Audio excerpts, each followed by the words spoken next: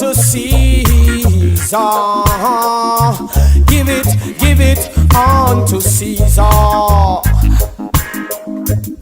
What is due unto I and I? You better give it on to I. There ain't gonna be no peace till man get equal rights and justice. Hey, equal rights and justice. Hey, equal rights and justice. Hey, equal rights and justice. Everybody is fighting to reach the top. Tell me how far is it from the bottom? I want to know now. Everybody is fighting to reach the top. How far is it from the bottom? I want to know now. But there ain't gonna be no peace till man get equal rights and justice. Hey, equal rights and justice. Hey, equal rights and justice. Hey, equal rights and justice. Everybody is talking about crime, but tell me who are the criminals? I wanna know now. Everybody is talking about crime, but tell me who are the criminals? I say there ain't gonna be no peace till man get equal rights and justice. Hey, equal rights and justice. Hey, equal rights and justice. Hey, equal rights and justice. In a Ghana, equal rights and justice. In Nigeria, equal rights and justice. In Liberia, equal rights and justice. In Jamaica, equal rights and justice. In America, equal rights and justice. Russia and China, equal. You are warmly welcome to Human Rights Hour, and as the signature tune says, equal rights and justice. Today is another Saturday, and hey, you are warmly welcome once again. As you know, we come your way every Saturday at 15 hours GMT, and the main purpose is to know your human rights so that you can seek for redress if someone should violate it. Sometimes we are not even aware of some basic human rights. Joining me for today's discussion is Mr. Malachi Do. Without wasting much time, I'll link up with him, and I think this is the first time he's joining us in 2023. Hello, Malachi.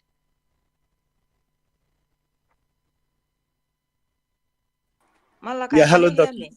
Yes, I can How hear are you you now. doing? Yes, I'm doing very well. Good afternoon to you and all our cherished listeners and also viewers listening to us anywhere or in all parts of the world. Like you rightly said, this is the first time we meet in the year, and I want to use this opportunity or medium to say a happy new year to you and all our followers. Okay, so I'll respond for them. Happy New Year. We have a prophecy about you. Can we go forward, or you tell the IGP? Yeah, Can you you can go prophesy? forward. As far as it's possible, you can go forward. I think he's So, interested in positive prophecies, so far as it's okay, positive. so right, we have a positive one for you that you will soon be the future. Okay, you will soon be. Though some Mhm. are saying you'll be the future president of Ghana. Ah, What is your take on that? it's a long road. I've never thought about it before, but then it's a long road, and everything is in the hands of God. And as you rightly said, it's a prophecy, and we keep on working as much as we can. And if the doors are open someday, we will all enter in Jesus' name. Amen. I was thinking you would just say, I claim it and scream. You didn't. uh, I'm, like I said, I've never thought about it before. I was And we are thinking, yeah. prophesied. So say amen. Or you are not a Christian. Yes, I'm a Christian. Amen. Are you not a Christian? I'm a Christian. I was not Christian. Yes, I'm a Christian, and I All believe in right. What prophecies do you as have for well. us this afternoon? Well, Doki, it's quite an interesting topic that we have to discuss today, which lean on assessing the impact of environmental degradation on indigenous communities. It's such a topic that not only cut across environment and the environment alone, but then also specifically on the degradation. So that is environmental degradation. So some acts then or human activities that degrade the environment. So I just want to take it step for us to appreciate what you really want to have as a discussion today. And we'd like to start by letting all uh, letting all of us understand what we mean by environment. And therefore environment means that environment means our surrounding or conditions in which a person, animal, or place or plant lives or operates. So when we talk about environment, we're talking about our surrounding and all things that are within the surrounding. Or yes, so the environment and uh, people of social science background would understand and would also talk about the two types of environment, which is the physical environment and also what the social environment. So our topic, which is to assess the impact of environmental degradation on indigenous community. So as in Ghana now, and also as it is topically in most of the countries, I think this is becoming one of the largest campaigns that human rights activists and also, I mean, the world in general is working on, which is on climate action. Or yes, so um, in our context, we would be discussing some of the activities that we do that affects the environment. So I would like to also put to us what environmental degradation also means, which is the deterioration of the environment through depletion of resources such as quality of air, water, soil. So basically talking about what I mentioned earlier, which is any activity or human activity that destroys our environment, which is the air we breathe, the water, the soil, and which also leads to the destruction of the ecosystem and also the habitats that live on the earth or in the environment. So therefore, as we would be talking about specific examples of what we do that really affect the environment, then also to appreciate what are environmental rights and what we can do to also reclaim our rights in our communities. So currently I live in a community which is a mining community, and there is a mining company or consortium of various companies that are mining within the environment.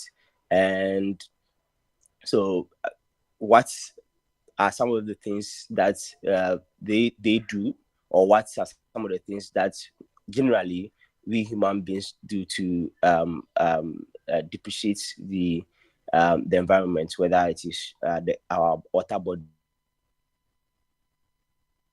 our land, or the air, and so on and so forth.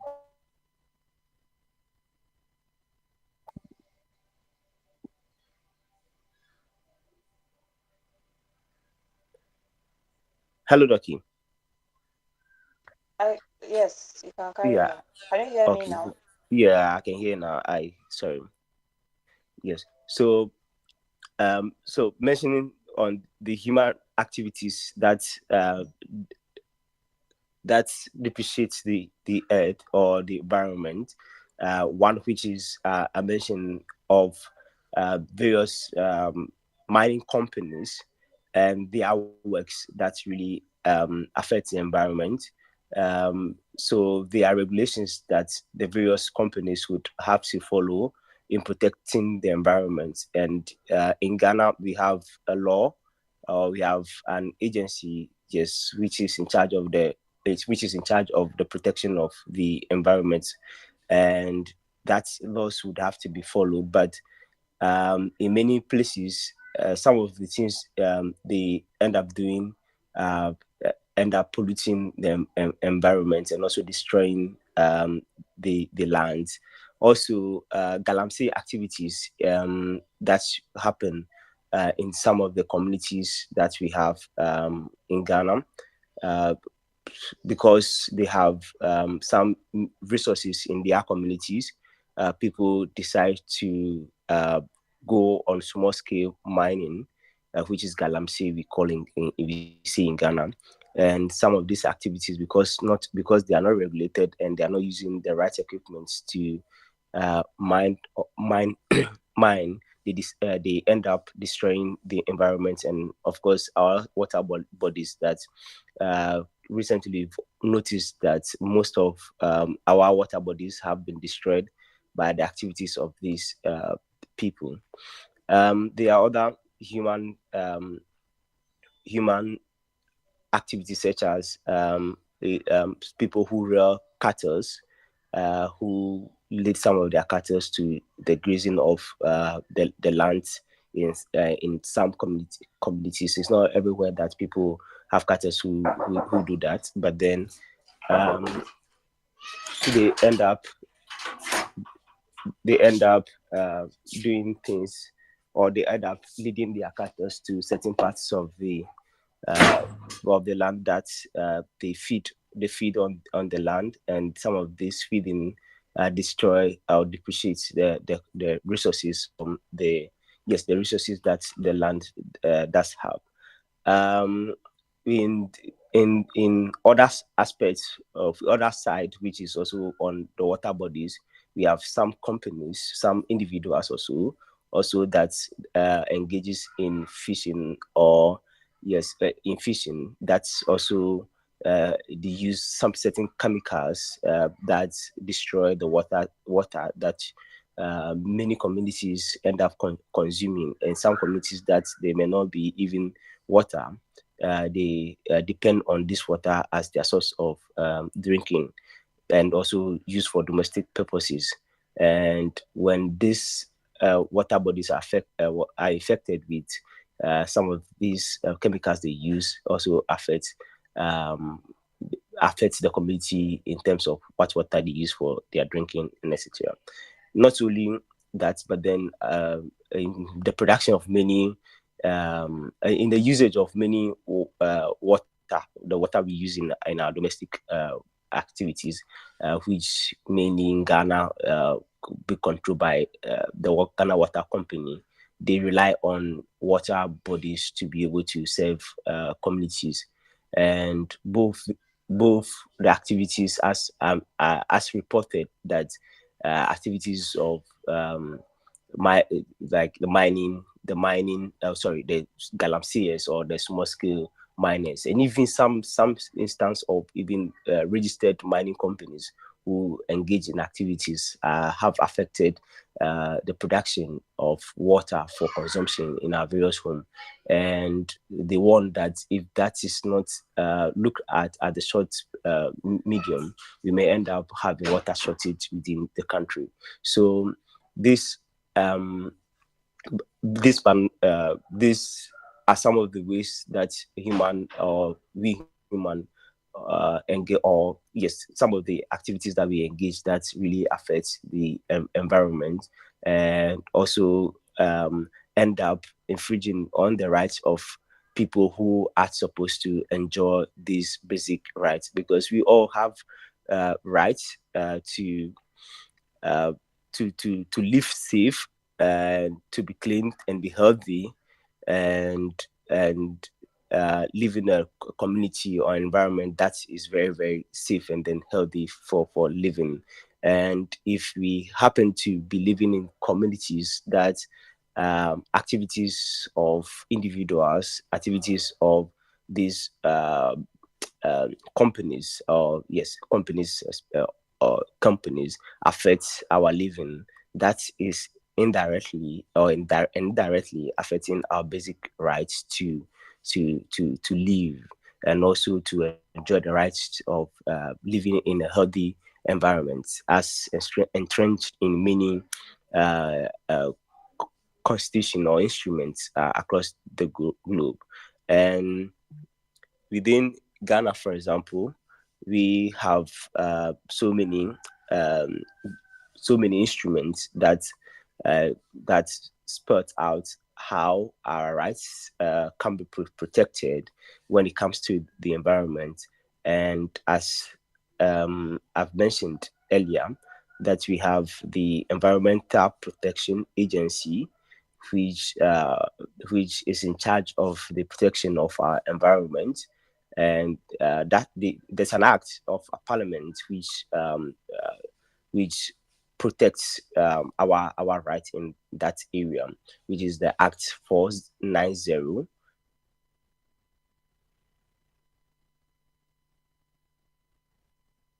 1994. Our rights to live in our various environments. This document gives like uh, gives the right to these companies to engage in some of the activities that I've mentioned, but then also to consider how they can take their actions or activities without um, without without destroying the environment. We are all well aware that uh, Ghana has natural resources, and these natural resources would have to be mined, and largely we also benefit from the mining activities that do happen in our communities or in the country as a whole. However, we'd have to put in measures, put in ways to make sure that as we are engaging in these actions, we end up also protecting our environment and protecting it to the latter uh, parts, which also we'd have to also consider that not only are we uh, indirectly or directly facing the impacts of these actions, or the effect of some of the things that we do within our environment, but this have a larger impact on our health, because if you notice, the climate change conversation that we are having, it's one which is very serious that we need to take take to heart, and every country and every human would have to be very very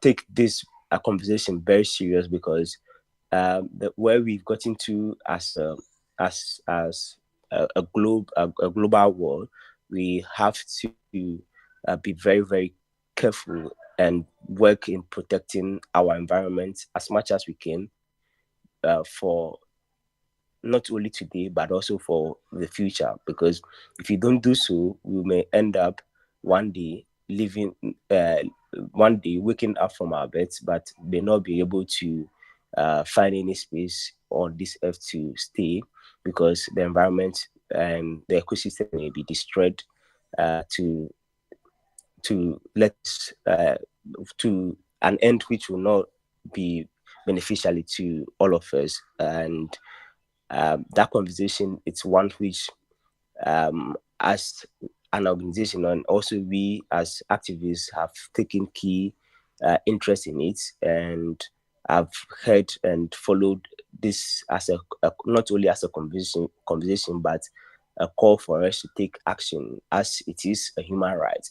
And the conversation, which is that it's cut across many aspects or components of the human rights work we do, which is the main reason why we need to take it very serious, because our health is involved, our source of living, which is the drinking of water, even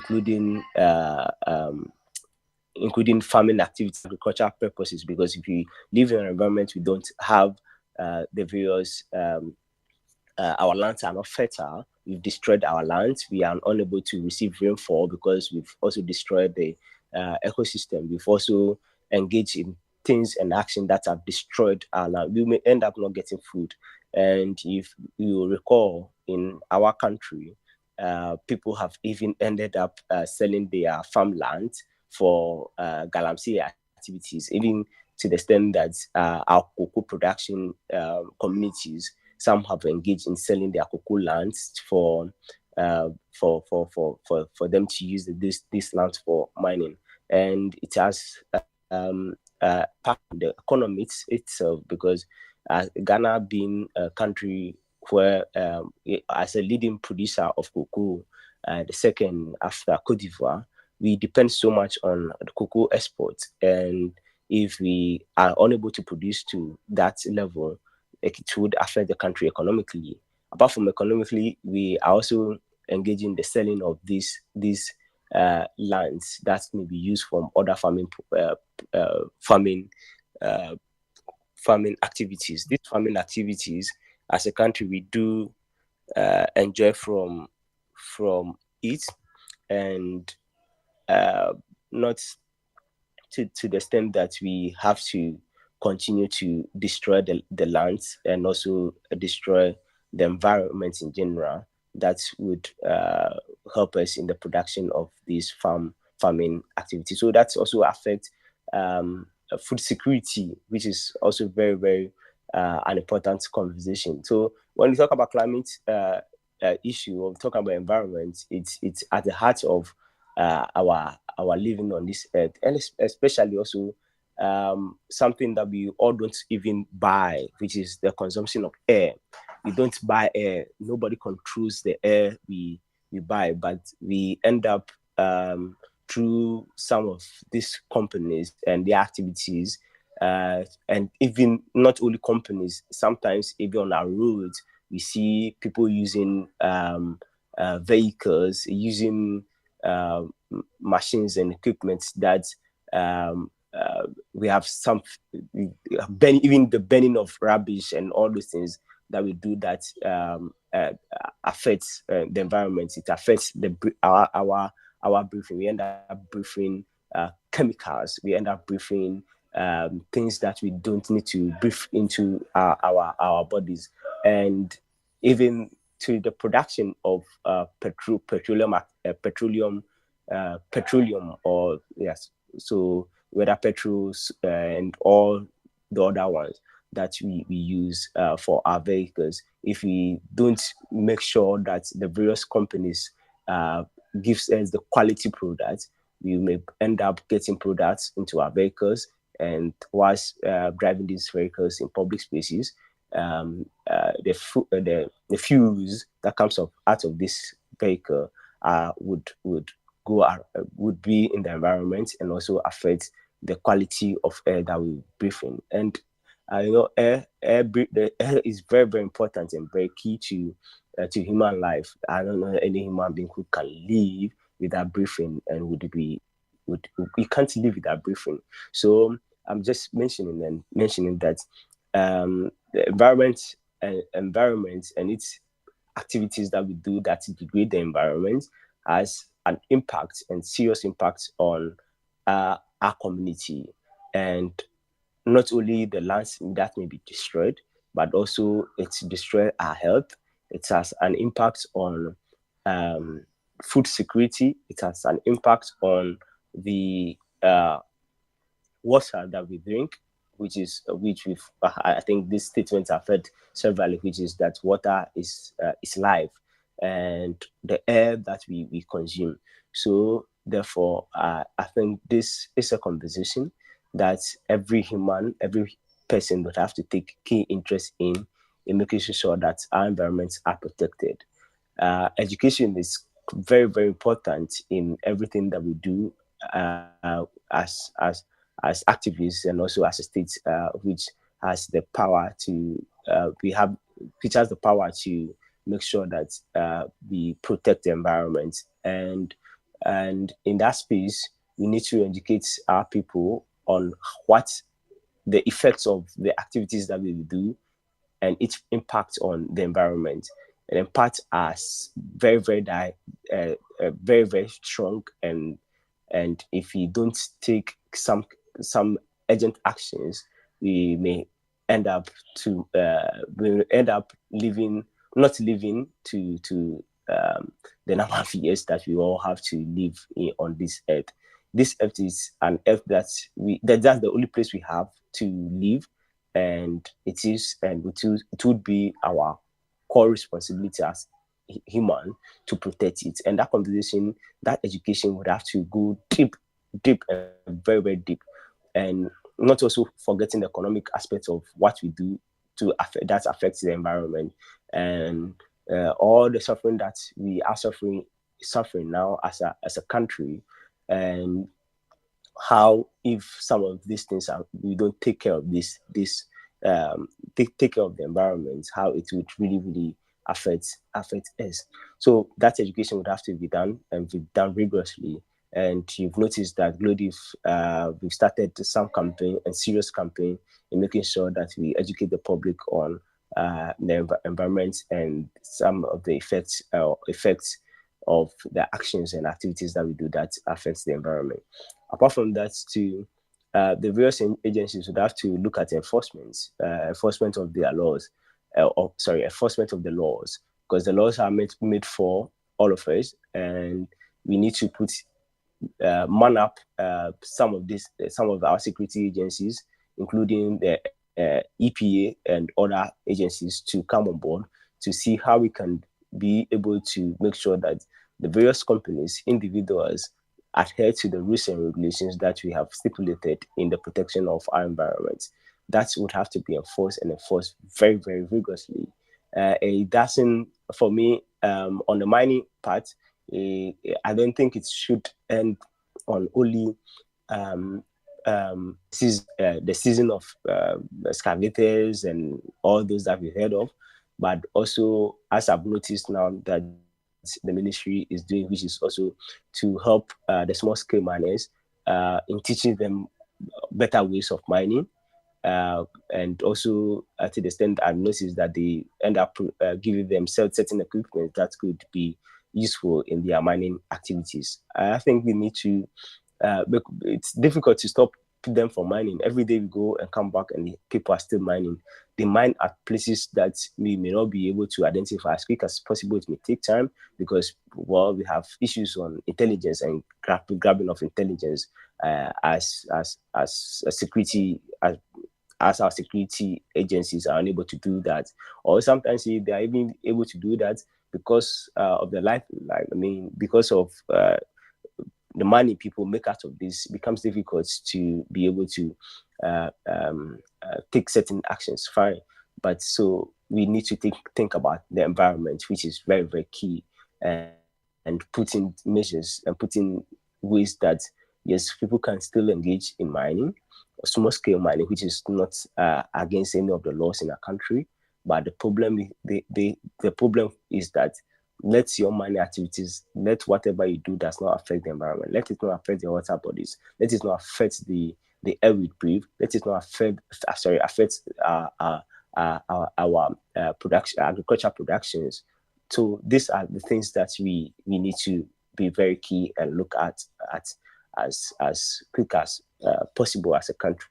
Then also, apart from the enforcement and education, which is very key, I think that as a country and also as human rights people who are working in this area. I think we need to, or let me say, as a government, we need to create other source of living for our people. We need to create jobs for our people.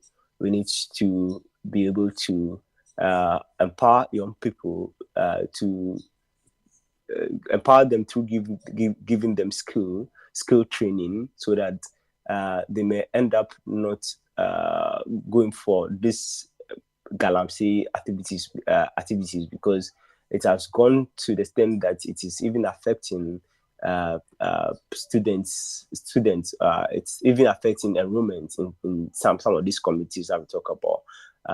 Some of these communities, because that is their main source of income, and their only source of income. Let me see, because where I am, like I mentioned, um, uh, mining is their major source of, income.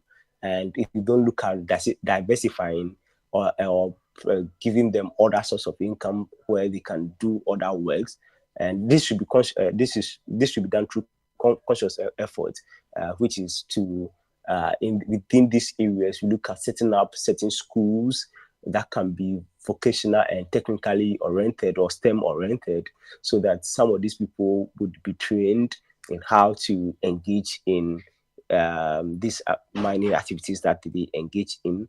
And also young people who would want to go to school, there should be, some level of making sure that underage people or people who are below the ages of 18, a child, wouldn't be engaged in these mining activities, because that would also be affecting the child's rights to education. And as a country, we have a responsibility to make sure that our children are educated. So, therefore, enforcement, and also making sure that our eyes, and we don't lose track on the education aspect, and also make sure that we train people to be able to have other skills apart from that the one they have in their they have the one they have within their community, or also but also look at training these people, so that in their engagement in this mining activity, they don't end up destroying the environment. So that's I must just mention that I realized that within the Western North region, government government has set up a school. I am not so familiar about the exact location, but I think it's a STEM school that have been built up within the environment. I think that's school.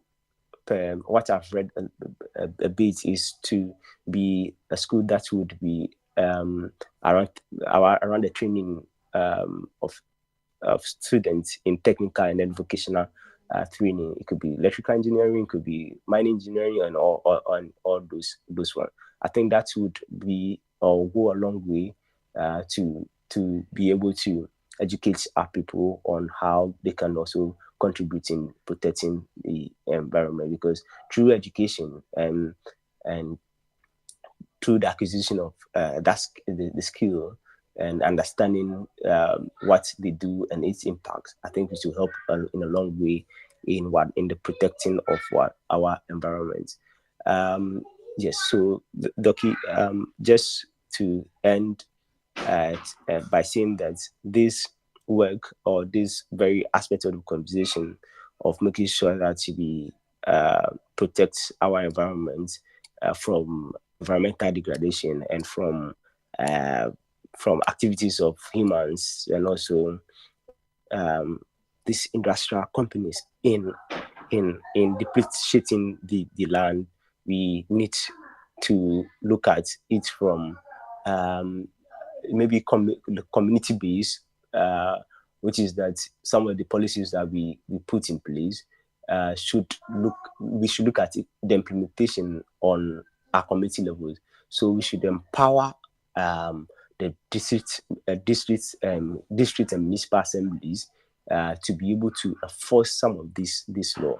Not only the minister, as it were in our country, taking responsibility and making sure that some of these people are brought to book. I think we need to empower the various district and municipal assemblies. And I'm sure, I mean, EP and or some of these agencies have the district office or municipal assemblies. Maybe it may be that we don't have the human resource and also other resources to make sure that they collaborate with the regional security councils and district security councils and make sure that we implement or we enforce some of this law. I think that moving forward as a country, we need to make sure that we look at how to communitize. I think this is a different a new word I'm trying to find.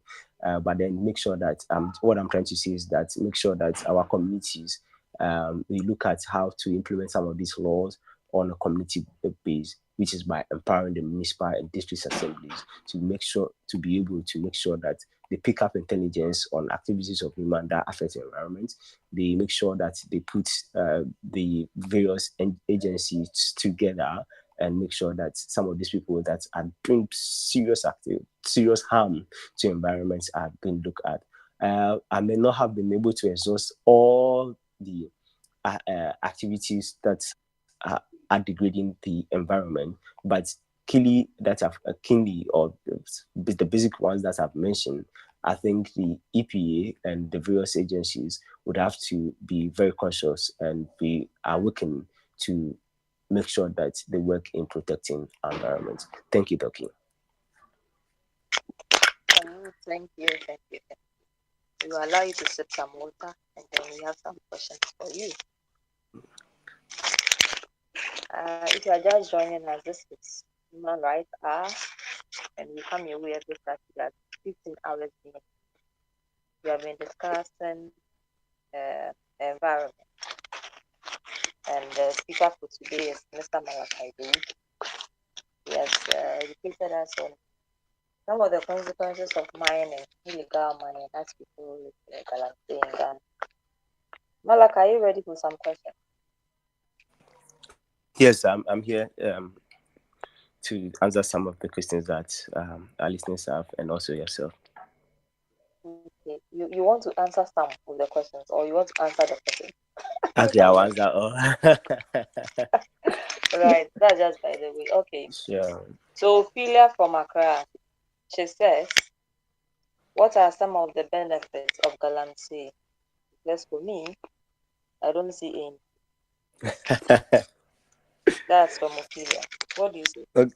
Yes, so yeah, galamsey is it's a local term that we use here in Ghana, but I think the real work is that small scale mining, right?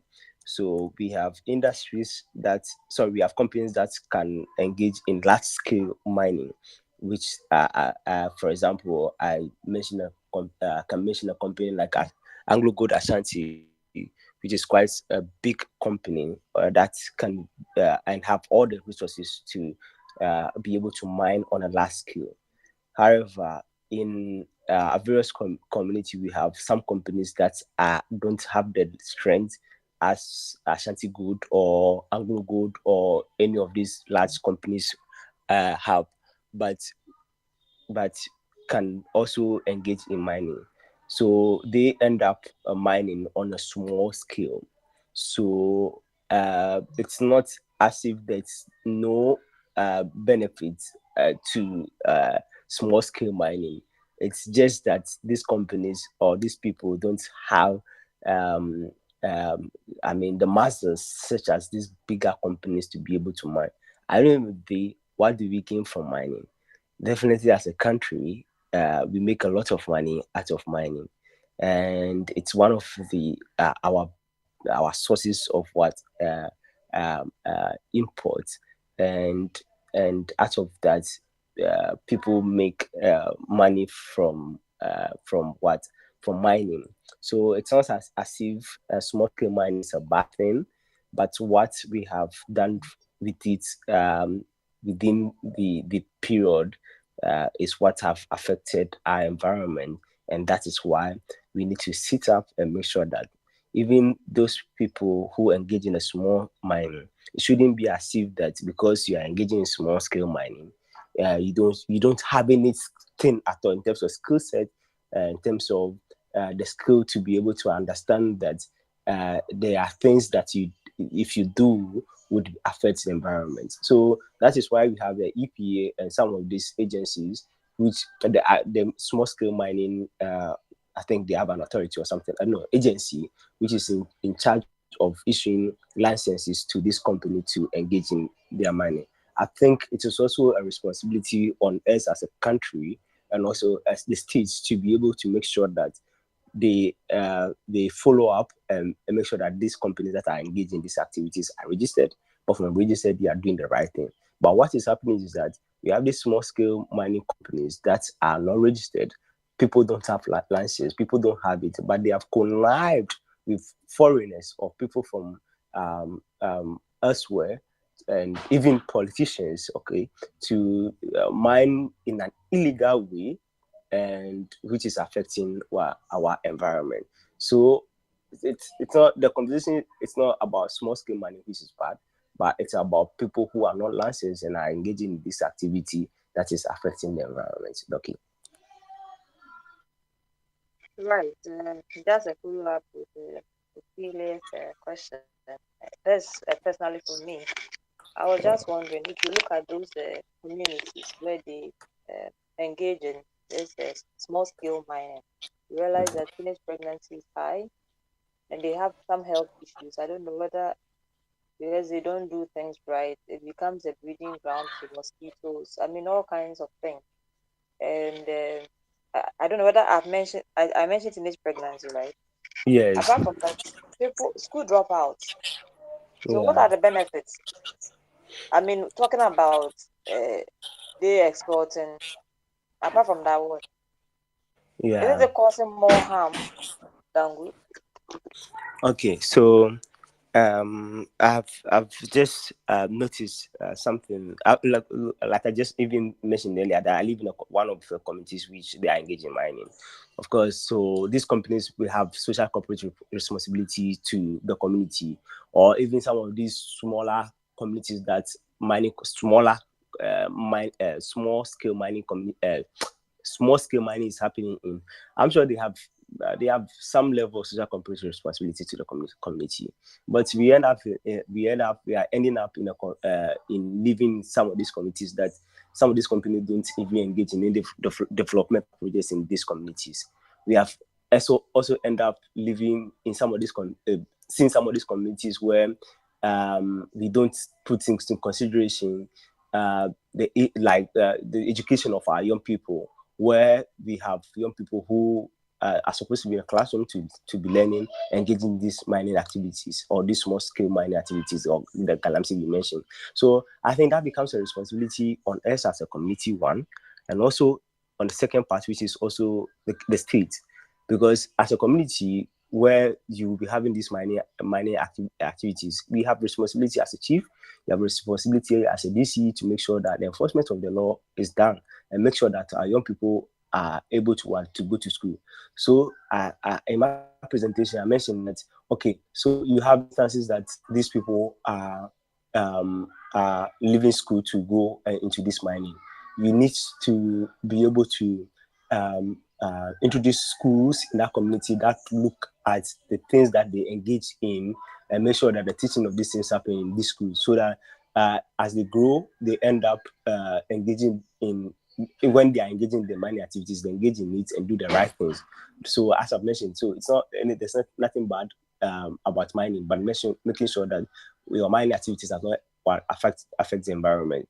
Yes, of course, these communities are communities that like, people live in like poor, like they're really really poor. Poor. If you get to those communities, see people are living in like they are very very poor, and because they are poor, some of these people, that's my miners or people who engage in this, they move from other communities to those communities to engage in this mining. So when they come around like that, they end up, you know, like you mentioned, end up sleeping with some of our young people, and teenage pregnancy maybe. Of course, when we live in communities, I'm not like I'm not only saying that it is only the miners who or people who come to get engaged in these activities are the people who causing teenage pregnancy in the community. No, that's not point, but maybe a fact. But we live in communities where education may not be something that we are making sure that our young people go to school.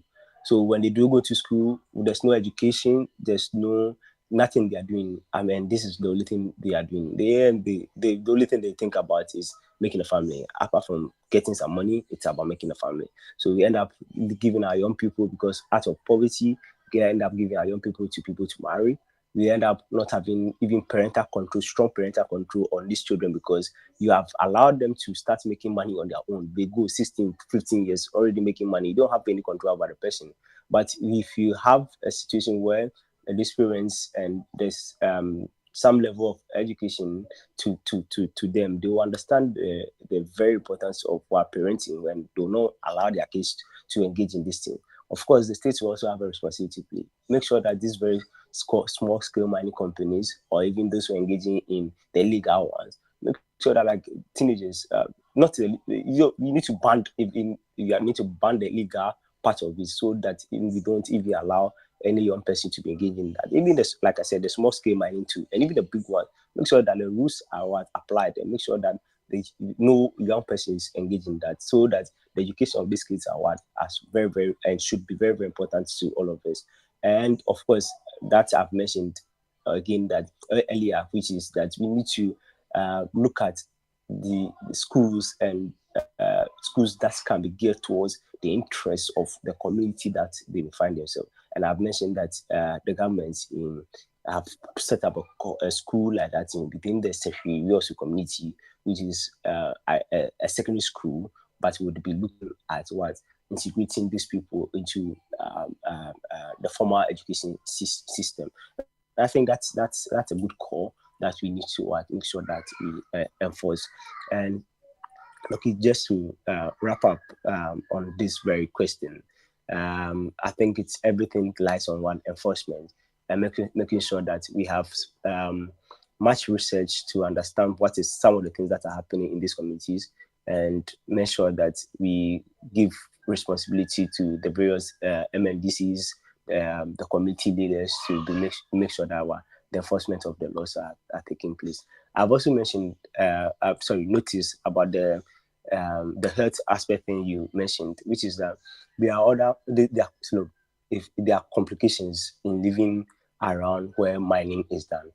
Look, where currently I am, like I said, it's a mining community, and there's a community in that place. Sometimes you'll be in your room, and then they'll be blasting. Then you see, like, there'll be a shake of your building. That has an impact on the human. That is one. But we also end up even using the water, drinking water, which is not from Ghana water company, but the water in the community is also what the mine company also end up using. So there's an aspect that they need to make sure that the water that they use, not only we need to look at the aspect of it that this water are not contaminated. They are not contaminated, and I don't know who is even looking at that to make sure that the water they drink, and because yes, they don't have the money to be buying pure water, or the other water that are good for drinking, but they drink this water from the boreholes, and then their own systems that they've put in place. And I think that it may have health implications. However, I may have not done any research, so much research into this to understand that, but I kind of also feel that it has an impact on that, impact on health. The mosquito aspect, sometimes they end up doing the mining activity, the legal ones. They leave pits open. Some of these pits, other people go, they fall into it, they fall into it, they die. There are other aspects of it that some of these pits went open, and because of the water body, they've affected the water bodies with some of the medicine. Sorry, some of the chemicals they use. Some of this the fishes in these rivers, they die. So when they die like that, you end up seeing mosquitoes, you end up having all that kinds of diseases were spreading across. Then because they live in a small community, when somebody's just one person is affected, it affects. It's spread out like that. So I I I I, I feel that there's a lot that we need to do as a country. There's a lot we need to do as a government to make sure that we really protect our environment and also protect people living in these areas so much that their health should be very, very important and key. And the best way I think that we need to do this is to make sure that we decentralize the operations of our enforcement aspects of making sure that our environment is protected. It should be decentralized. We don't have the minister living in Accra and taking decisions outright from Accra. We should make sure that the various communities, like I said, the chiefs should be engaged, the municipal chiefs and executives or the municipal assembly and the district assemblies should be engaged in enforcing our laws, because that's the simplest we can gather intelligence on people who are engaging in these mining activities, and also not only mining activities. Of course, we have people still engaging in deforestation, people still cutting down our trees, and also which also have serious impacts on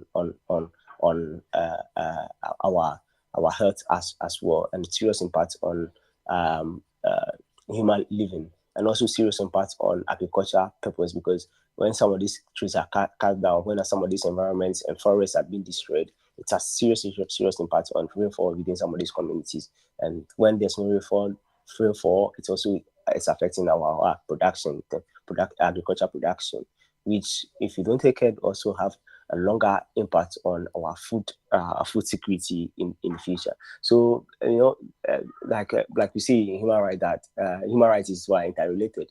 So once you are taking one right away, once you are taking to doing one bad thing, it affects another one and affects another aspect of their life. So we have to really take this thing key to our heart. Thank you. Right. We always hear people should be educated on the effects. What should we actually do? Is education enough? Is it even effective? Yeah, yes. For me, I think education is not, maybe I don't want to say enough, but then it's very, very important, and it also depends on the kind of education we do. I think we need to, like I will always say, that we need to decentralize our education. So if you notice during the COVID era, no, it's COVID is still around. So yeah, during COVID, when it really, really came up, there were simple advice that were put in place in terms of education, and it went viral. But how did it really go viral? Not everybody was watching television. However, we had our community-based education, where some of these health personnel were sent to the various communities to educate people on how to be safe in that era. We can still replicate some of these things in our communities on how to actually protect the environment. Look, it's not every community in Ghana that's mining activities happen.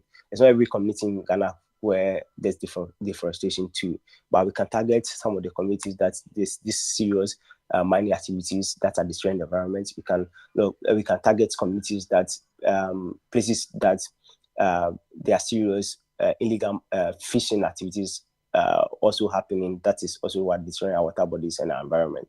And map up education plans, education drives that can be geared towards these areas, and also that I think that's the best we can feel the impact of education. And so we, as a country, we need to look at decentralization our education. Let it be community based. Involve the community leaders. Involve the community, the chiefs. Involve the people that are very key in decision making in these communities. And when you do that, the education at that way, you would be able to hitting the impacts that you really want. So for me, education is very key, but it's on how we are able to implement education.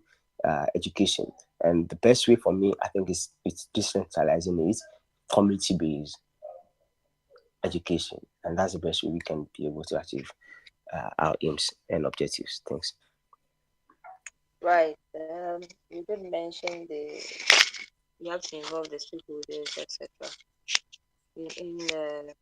I mean, looking at uh, the news out there, I don't know whether they are perceptions or they are facts.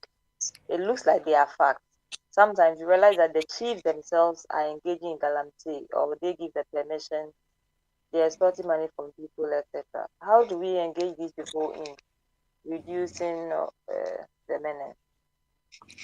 Yes, so yes, to a large extent, some you look, you can go to any community to engage in any activity in that community that's engaging the chief. It doesn't happen anywhere. For example, maybe coming to my hometown and you want to engage in any activity there, you think you will not have to meet the chief. I think it's impossible. So the chiefs are really much involved. Not involved as in the house they are doing galamsey that I can't justify. However, they know the companies that come to their communities to engage in mining. To a large extent, most of the reasons why people end up giving out or selling out their their communities to some of these miners and mining companies or legal miners, it's because of money. It's because of the economic aspect of the conversation. How are we able to make sure we um, empower our chiefs enough to understand that it's not only about money, it's not only about the economic the money you make out of the mining activities, but also making sure that your people are really much protected. I don't know only your, not only your people, but then also yourself. You must take keen interest in your health. You must take keen interest in your safety in that community. You can't be heading a group of people where they are all are affected, or the water body, all your water bodies are polluted, and you'll be happy being a chief. So the conversation has to be look from the perspective where we have to uh, understand that we all have a responsibility to play when it comes to these illegal mining activities that happen in our community. Rightfully, we can understand that apart from it be the illegal ones that happen, there are people who are engaging in illegal mining. So why don't we look at making sure that yes, the chiefs are engaged, apart from being engaged, understand that whatever company that we as a country, sorry, as a state is giving license to, is making sure that the company is doing the right thing. The chief would also have a responsibility to make sure that whatever company is coming to your community, whatever person or group of people are coming to your community to mine, should be doing the right thing. So no matter where we pass, whether they are engaged or they are not engaged in the mining activities, they are still a key stakeholders in this conversation. I think we need to also look at aspects where we have chiefs that are engaging in these things, which is illegal. The law have to take what it we need to enforce the law. If a chief is engaging in minor activity, and I think the best thing is to prosecute that chief for engaging in mining activity and destroying the environment. We have the states have the right to do so, and would be our best format and best way of making sure that is done. Because these people, like I said, and also you agree, is that they are part. Look, no matter what you do, you can't go to any community to engage in any mining activity without the inputs of the chief.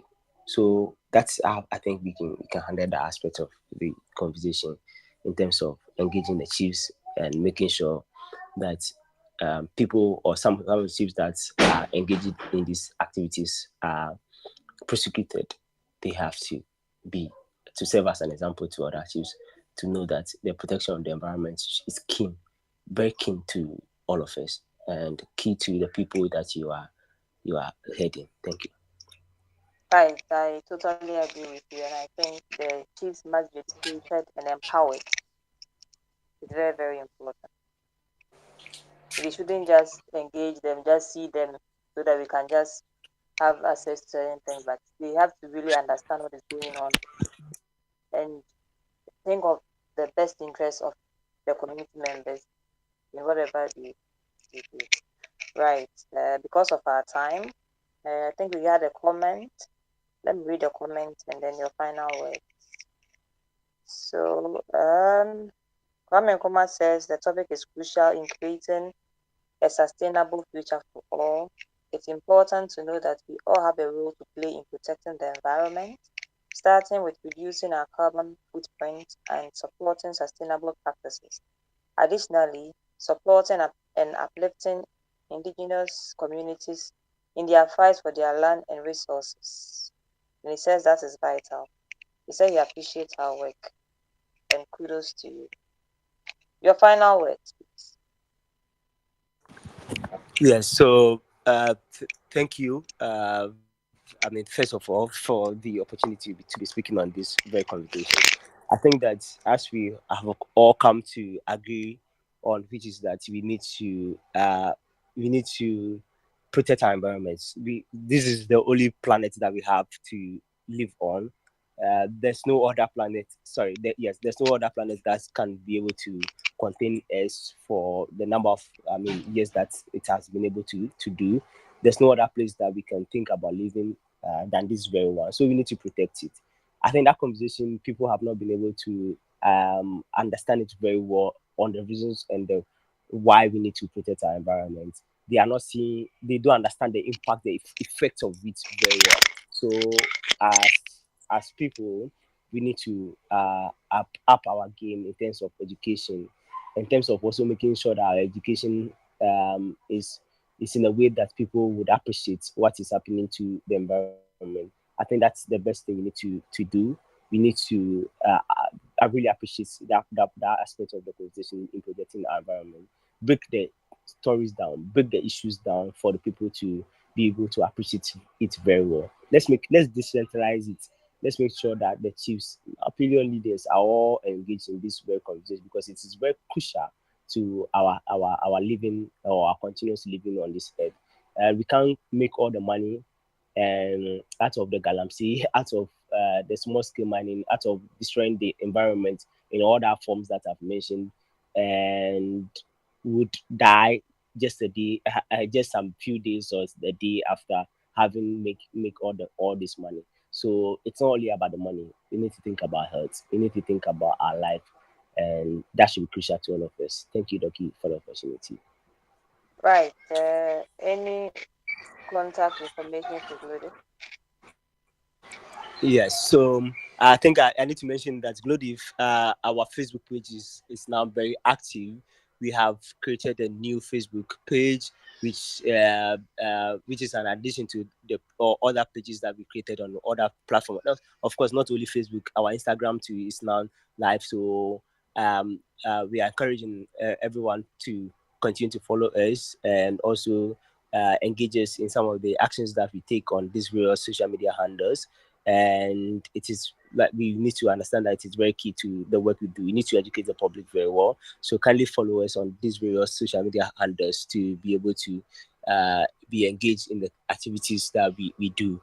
But in terms of direct contacts, kindly reach out to Kwame Nkrumah at any time if you have any partnership you want to engage us on or any support you want to give us. Kindly reach this number on 02459799391. His name is Kwame Nkrumah. He's in charge of our group fundraising as well, and also anything that comes to organizing in the organization, Bloody. So kindly reach out to him on the number I've mentioned. If I could just mention the last time, which is 02459799391, and you'll be sorted. Thank you very much, Doki, and to all our cherished listeners. Thank you. Please, can you take the number again using the country's code? And perhaps Okay, you so could also give us the names of the various on the various media platforms. okay, yeah. So on all the social media platforms, our name remains Global Dignity Forum. Global Dignity Forum. That's our name on all the social media handles. So you can type on the search button or option, and then you reach out to us on these social media handles. Yes. So the country code plus 233, and then the number 024. So 245979 391. So plus 233 245979 391. So that's our number. Right. Thank you for showing us and educating us on this very important topic. We will Okay, try thank you to too. show our concern towards some of these issues, prevent some of the conflicts. All right. Thank you. To our listeners, thanks for making a day with us. Please meet time with us same time next week at 15 hours p.m. My name is Dorcas Bogyae. My producer, as always, is Goodbye for now.